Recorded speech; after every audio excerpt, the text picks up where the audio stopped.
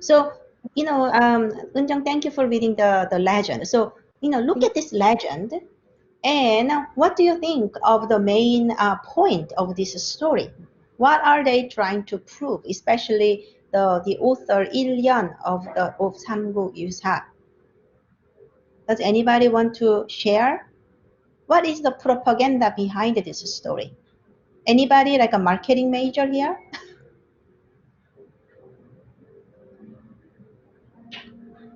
Christopher, do you have any idea what they are trying to prove or emphasize?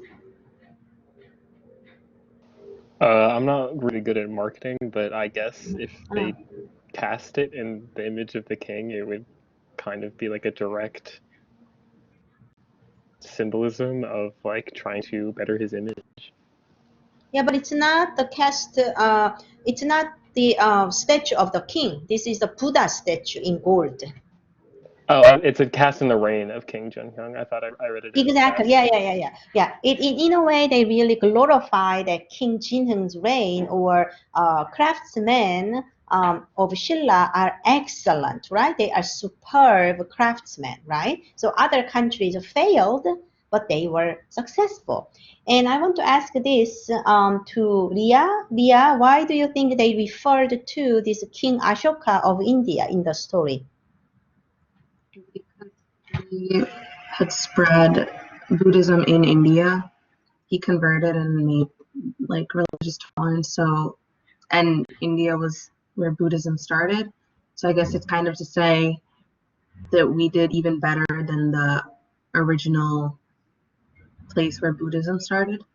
Exactly, yeah. King Ashoka lived much, much earlier than King Jinheng. Like King Ashoka is the one who really made the great Sanchi Stupa. So he was living much earlier. But the reason they are referring to India is, as Ria said, Shilla is now very proud that they have more authenticity and skills than India itself. So you can see that cultural pride or religious pride that Shilla people have. So it's quick, like within 30 years, they are arguing. I mean, again, it's a legend. They are arguing that they are capable of making this giant golden Buddha statue. Unfortunately, we don't have those giant golden statue remaining. You are going to read about Buddhist temple called Bulguksa. The one I am showing you is called Bulguksa. You are going to watch your video documentary next week. It's about Bulguksa. So if you go to the main hall that I mentioned in the Buddhist temple main hall, you are going to see a large golden statue, seated statue here, and people venerate. And then usually monks go inside, not the lay people. And Baekje also had these seated Buddha images, somewhat similar to the one you saw in Goguryeo class. So small Buddha statue just seated. Again, it's about your hand, palm size. And then the draperies are falling off. And you are going to see that, oh, this is not gold. It's a refreshing. Well, this is made of soapstone. It's a sort of a marble type of white stone, but it is a lot less durable than marble. And there are many seated Buddhas and Bodhisattvas, here Bodhisattvas, that were excavated from Wonori, and they are originated from Goguryeo. So you can have a lot of images, and they are terracotta style baked ceramic. So that's why they are in the clay colors. So gold figures are of course most precious, but you have other types of other materials as well. And now we are talking about late 6th century or early 7th century, right before unifications by Shilla. And if you come to let's say late let's say 590s or so, you are going to have this type of really fully grown, mature style of Buddhist statues. But here I want to emphasize that both of them, they are called Maitreya. I want you to remember this, Maitreya. And Maitreya they are not Buddhas, they are Bodhisattvas. Bodhisattvas.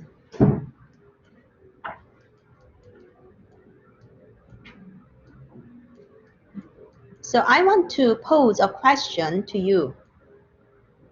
If you are a member of that sacred bone or true bone in Shilla, or if you are a member of royal or aristocratic family in Three Kingdoms period, why do you think the idea of Bodhisattva very appealing to you?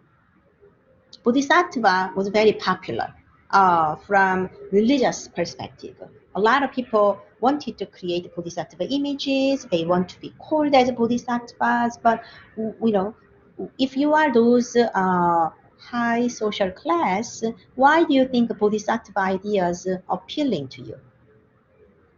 I think it's because they have this more enlightened and spiritual image, but they still get to keep a lot of their attachments, and so they seem like they're higher than everyone else, but still they don't have to be without attachment.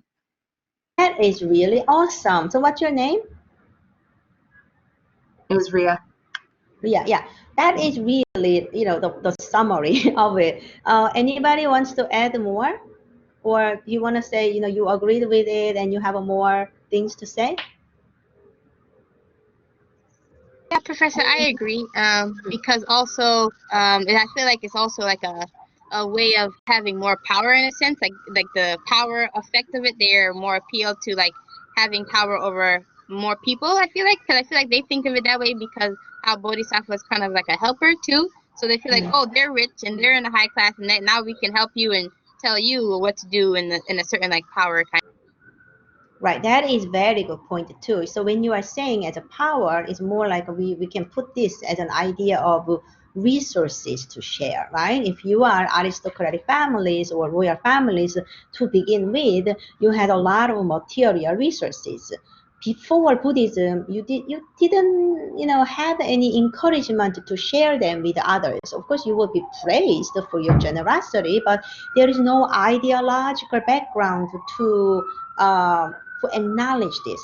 But within Buddhism, if you keep sharing your resources, material wealth with the others, then you are praised as emulating the footsteps or the deeds of a Bodhisattva, so that eventually during three kingdoms, that reluctant aristocratic families, right, especially in Shilla, as well as those ruling classes, they were embracing the ideas of Bodhisattva because they were praised and recognized as models of behavior.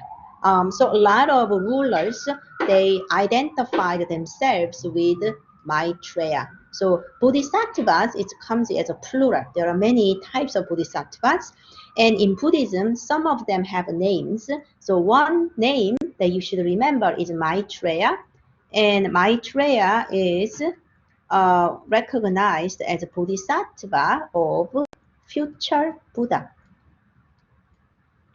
Maitreya is not a Buddha yet, but he is destined to be, or he is confirmed to be future Buddha.